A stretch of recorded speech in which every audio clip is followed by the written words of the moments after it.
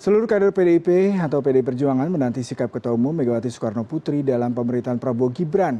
Dan untuk membahasnya kita sudah terhubung melalui sambungan daring dengan politisi PDI Perjuangan Ciko Hakim dan Direktur Eksekutif Indonesia Political Review Ujang Komarudin. Selamat sore Bang Ciko dan juga Kang Ujang nih ya. Saya coba ke Bang Ciko dulu nih, Bang Ciko Hakim.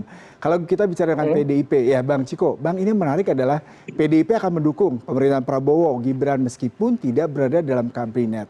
Nah bentuk konkretnya seperti apa Bang? Karena orang selalu berpikir ketika tidak di dalam kabinet, automatically disebut sebagai oposisi. Bagaimana Anda melihat hal ini Bang? Ya, apakah oposisi juga artinya tidak mendukung? Kan itu juga salah juga. Karena kita bicara sedang kita menganut sistem demokrasi. Kita sudah sepakat di bangsa ini, kita menganut sistem demokrasi. Sistem demokrasi ini kan hakikatnya adalah keberadaannya pilihan-pilihan dan tidak homogen ya. Artinya tentunya ada saluran aspirasi yang juga harus berbeda ya untuk melahirkan kebijakan-kebijakan yang maksimal untuk rakyat gitu. Jadi pada prinsipnya tadi sudah disampaikan oleh Mbak Puan, begitu juga oleh Pak Ahmad Muzani kalau kita mendengarkan tadi di paket yang baru saja berakhir sebelum kita berbicara ini, bahwa Mbak Puan menyatakan bahwa kita bekerja sama, tidak harus berada di dalam kabinet bersama-sama, tapi juga bisa berada di luar. Artinya PDI Perjuangan dengan posisi yang sangat strategis di DPR, kita memiliki jumlah anggota DPR paling banyak dibandingkan partai lain. Kita juga ada jabatan ketua DPR, jabatan pimpinan-pimpinan komisi juga rasa-rasanya akan lebih banyak daripada partai-partai lain. Artinya fungsi kita akan bisa maksimal dalam satu, kadang-kadang mengawal kebijakan dari pemerintah. Kedua, kadang-kadang memberikan kritik dan solusi-solusi alternatif yang konstruktif dan berguna bagi bangsa dan negara. Nah ini kan sebenarnya hakikat dari sebuah oposisi dalam sebuah pemerintahan juga bukan artinya tadi disampaikan oleh Pak Ahmad Muzani semua atau 100% kebijakan pemerintah lalu kemudian kita menyiapkan kebijakan alternatif atau 100% kita otomatis menjadi kontra terhadap kebijakan tersebut. Kita kan juga akan memilah-milah mana yang menurut kami memang bermanfaat bagi rakyat dan kesejahteraan, kemaslahatan, tentu akan kita dukung. Namun kalau kita melihat ada kira-kira kebijakan alternatif yang lebih baik misalnya, ya tentunya kita akan memberikan masukan, kritik, dan bagaimana untuk bisa bersama-sama mengeluarkan kebijakan yang lain dari yang diinisiasi awal. Jadi intinya kerjasama ini tidak harus selalu bersama dan beriringan, karena kalau kita ibaratkan sebuah bangunan, tentunya pilar-pilarnya juga berjarak di antara satu pilar dengan pilar yang lain. Kalau pilarnya hanya satu, bisa nggak balance itu. Nah inilah yang kita maknai dari apa yang disampaikan oleh Mbak Puan, bahwa kita akan tetap mendukung dan berharap pemerintahan ini tentunya berjalan lancar dan sukses. Seperti juga seluruh rakyat Indonesia, kami tahu walaupun tidak mendukung Pak Prabowo misalnya di Pilpres, tentunya menginginkan pemerintahan ini sukses. Kenapa? Karena suksesnya pemerintahan artinya kan berimbas pada kesejahteraan rakyat yang naik, kemiskinan yang dientaskan, dan kemudian juga posisi kita yang baik di mata dunia internasional. Hal seperti itu yang kita harapkan. Baik, saya ke Kang Ujang. Kang Ujang, kalau kita bicara mengenai sistem pemerintahan presidensial di Indonesia, sepertinya kalau dibilang oposisi itu tidak terlalu terlihat sangat signifikan ya. Bahkan ketika mungkin PDIP di 2004 hingga 2009 menjadi tidak ada dalam kabinet SBY pada saat itu. Lalu bentuk konstruktif, kritik, saran, kemudian masukan, dan watchdog seperti apa yang selama ini diharapkan oleh warga Indonesia, dan sebenarnya PDIP akan berperan seperti apa nih Kang? Ya, kehidupan ini kan ada keseimbangan. Tadi kalau kata Bang Ciko ada pilar-pilarnya, ada siang, ada malam, ada langit, ada bumi, ada perempuan, ada laki-laki. Semua selalu beriringan, senapas komposisi dua hal itu. Jadi itu ada hukum alam. Begitu juga dalam konteks tata negara, dalam konteks pemerintahan, ya perlu juga ada pihak-pihak yang betul-betul mengurus negara, gitu. Artinya ada dalam koalisi pemerintahan. Tapi di saat yang sama juga perlu ada pihak-pihak yang bisa mengontrol, mengawasi jalan pemerintahan. Yaitu katakanlah kalau sulit dikatakan sebagai oposisi ya penyeimbang lah, apapun itu gitu. Mau dalam konteks kata-kata sebagai oposisi maupun penyeimbang, ini diperlukan. Saya seringkali mengatakan bahwa kita ini membutuhkan pemerintahan yang kuat. Artinya pemerintahan Prabowo Gibran harus kuat. Tapi di saat yang sama kita juga butuh katakanlah penyeimbang ataupun oposisi yang kuat. Nah bagi rakyat ya kepentingannya adalah bagaimana sebenarnya demokrasi ditegakkan, hukum berkeadilan gitu, layanan kesehatan terjangkau, pendidikan murah, lalu sembako juga ada tersedia, bahkan tadi ada makan siang bergizi gratis.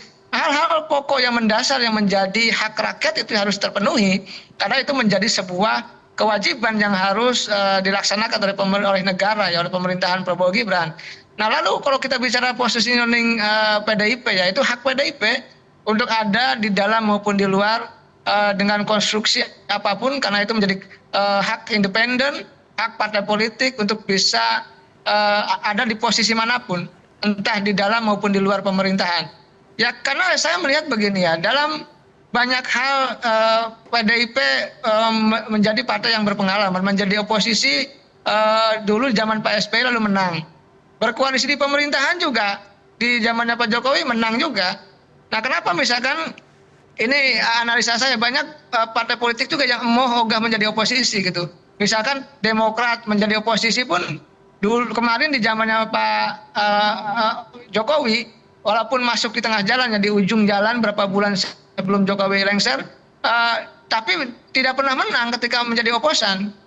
Lalu juga PKS juga menjadi oposan juga tidak menjadi pemenang pemilu, bahkan yang menjadi pemenang PDIP, lalu juga Partai Golkar dan Gerindra itu adalah partai-partai koalisi pemerintah, pendukung pemerintah. Jadi menjadi oposisi pun di Indonesia agak berat tadi, tidak mendapatkan dukungan dari publik juga ketika pemilu gitu.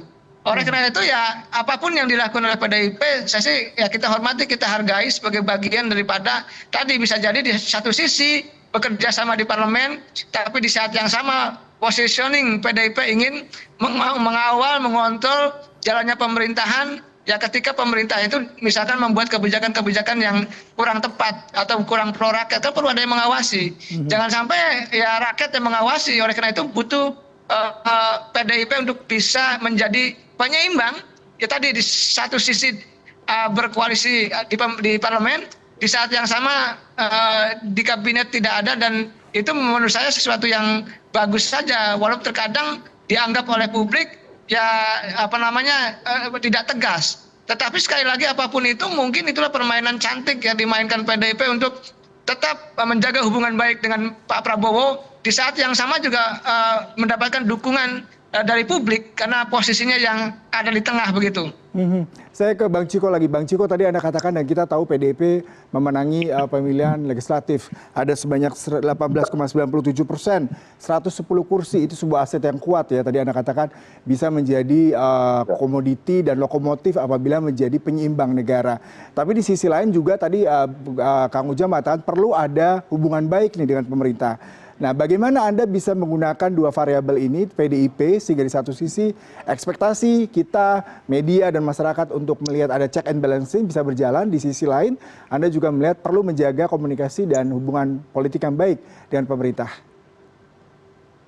Yang pertama, kami memiliki kesamaan visi dengan Pak Prabowo terkait dengan demokrasi. Kami melihat dan kami juga berbicara melalui senior-senior kami tentunya dengan senior-senior di Partai Gerindra dan juga mungkin pembicaraan dengan Pak Prabowo, dengan Bu Puan dan lain terkait dengan visi mengenai demokrasi. Kita sama-sama sepakat bahwa kita harus menjaga demokrasi kita ke depan.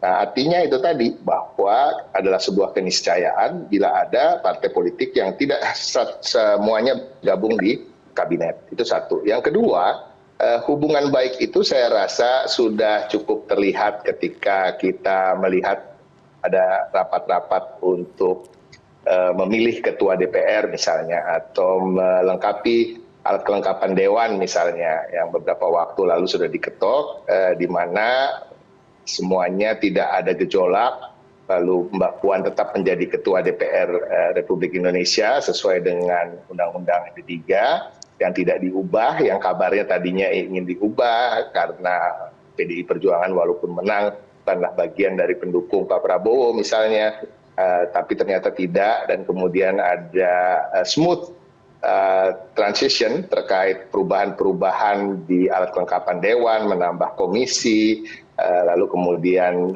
timbal balik ke Pak Ahmad Muzani menjadi Ketua MPR RI dan lain-lain. Itu sudah terlihat dan kita melihat dalam berbagai kesempatan yang candid dalam tanda kutip kamera maupun video ketika Mbak Puan berinteraksi dengan Pak Prabowo selalu terlihat hangat dengan tidak hanya bersalaman, berjabat tangan, tapi juga menyelipkan pembicaraan-pembicaraan yang membuat keduanya tersenyum, kemudian selfie dan lain-lain.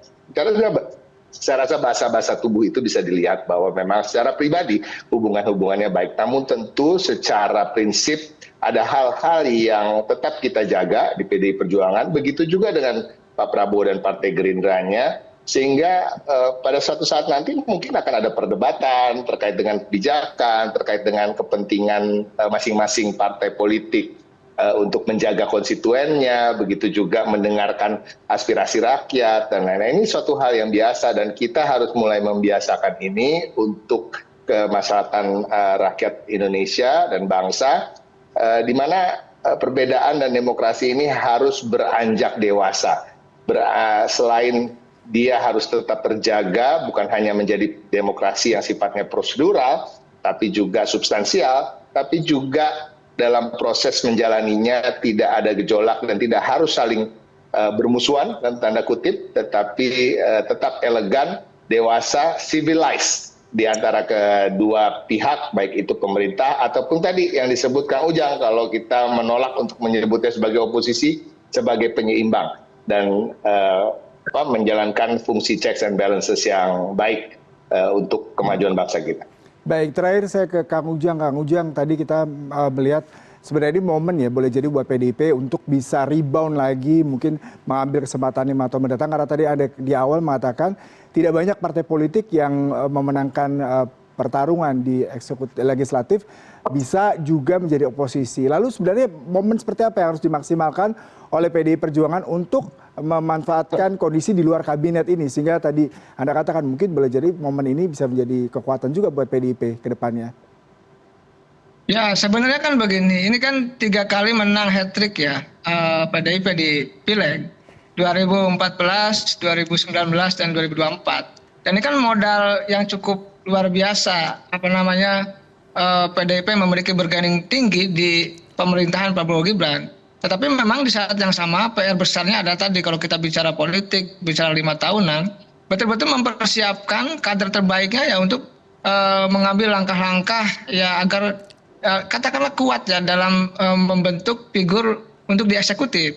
Terkadang kan ada tokoh yang kuat di legislatif, tapi begitu maju di eksekutif kalah gitu, susah, berat.